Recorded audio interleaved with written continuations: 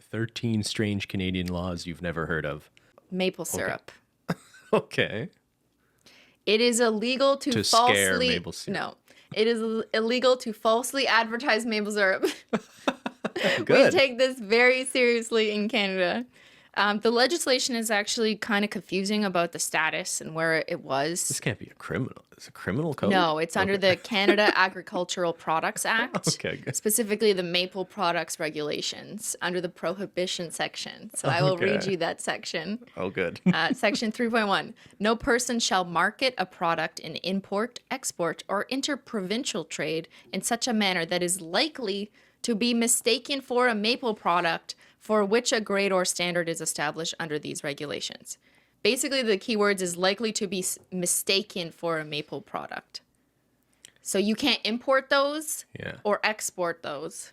So Aunt Jemima, illegal? Aunt Jemima's illegal. Fuck that shit. Well, I mean, I guess it kind of depends on the specific language. Like, you wouldn't be able to write maple syrup. Is it trying to pass itself off as real maple syrup? Because real maple syrup is not the same thing as corn syrup called maple syrup like they do in America.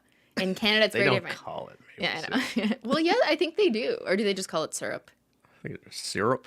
But it's like syrup. Sometimes it's maple flavored, so they pass it off as maple syrup. But in America, that would be fine because they don't care about the difference. You can get maple syrup in America. I know. I'm just joking. Yeah, in Vermont or some of the northern states, sure. They make maple syrup. But we take our maple syrup seriously. Yeah, and I think part of that is also like the price difference. If you had not real maple syrup and were advertising it as real maple syrup and selling it for like $12 a bottle instead of $4, then that's fraud. Sure. But there should just be regulations about false advertising in general.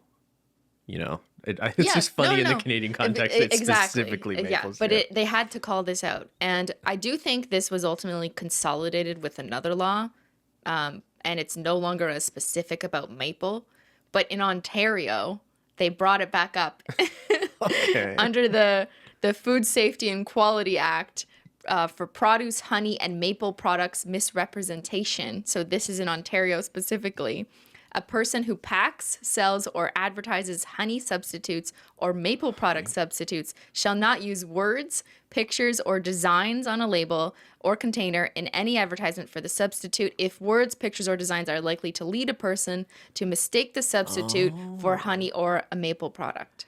So if I'm selling fake honey, if I'm selling corn syrup, I can't have like a picture of a bee on the bottle. You can't have a picture of a maple leaf, maybe, or like a tap, like those buckets.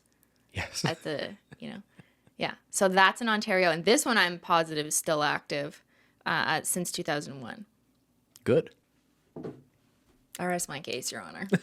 Those were really good, Christina. Thank you for doing your research. I couldn't not do research. As I was reading them, I was like, this sounds so fucking something's not correct. Way better than the articles I was finding. You did a good job. I think this is a lesson in always do your research. Okay.